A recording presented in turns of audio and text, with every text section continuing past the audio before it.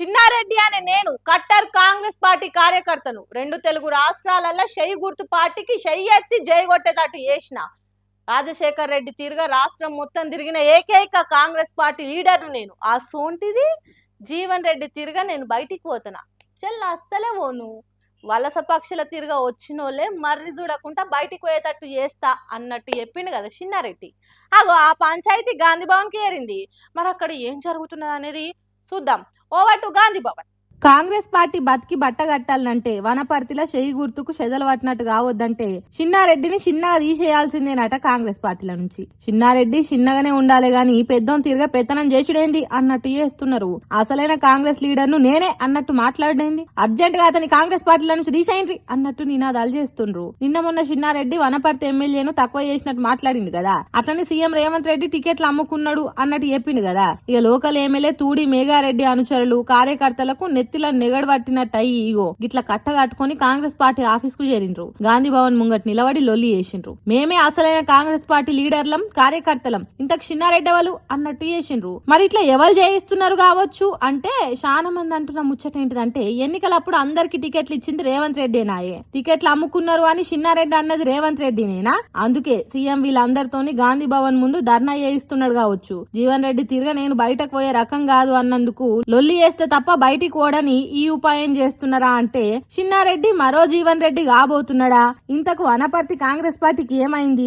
ఏదో ఆగం జరిగేటట్టే కొడుతున్నదని మాట్లాడుకుంటారట. మరి చిన్నారెడ్డి ఢిల్లీ బాట పట్టి కాంగ్రెస్ పార్టీలో జరుగుతున్న బండారం గిదని చెప్పి ఇక్కడ వాళ్ళకి బుద్ధి వచ్చేటట్టు చేస్తాడా లేకుంటే ఈ తలకాయ నొప్పి ఎందుకని జీవన్ రెడ్డి తిరిగి చేస్తాడా అనేది ముందు ముందు చూడాలి. ఏమైనా ప్రజల బతుకులు మారాలి, బీద బిక్కి జనాలు బాగుపడాలి అని ఇన్ని రోజులు అడవిల గన్నులు పట్టుకొని తిరిగిన అన్నలకు ఏమైంది?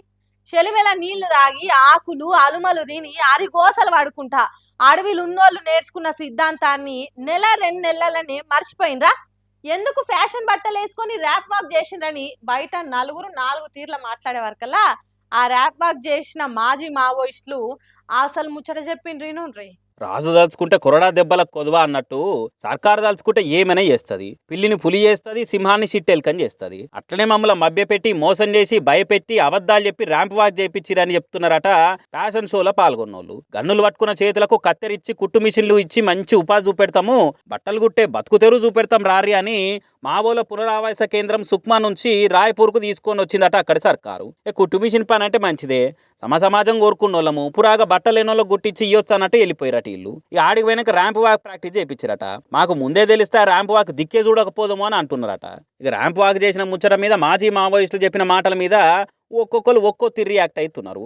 ర్యాంప్ వాక్ చేయొద్దు అనుకుంటే మిమ్మల్ని బలవంతంగా నడిపించినట్టు లేదు కదా మీ నడక, మీ నవ్వులు, మీరు ఇచ్చే పోజులు, ఆత్మవిశ్వాసంతో కనిపించిన తీరు చూస్తుంటే ఎవ్వరు మిమ్మల్ని బలిమీకి ఫ్యాషన్ షో చేయించినట్టు లేదు కదా అని అంటున్నారు మాజీలు చెప్తున్న దానికి కౌంటర్గా. ఇక ఇంకొంతమంది ఏమో సర్కార్ మావోయిస్టులను ఎంత తిప్పలు పెట్టిందో, ఎన్ని చిత్రహింసలు పెట్టిరో చెప్పినట్టినకుంటే కుమ్మింగ్ పేరుతోని ఇంకేదన్నా సాకుతోని ఎన్కౌంటర్ చేస్తామని బెదిరించిర్రు. అందుకే తప్పనిసరి పరిస్థితితో తల వంచేటట్టు చేసిరు కావచ్చు.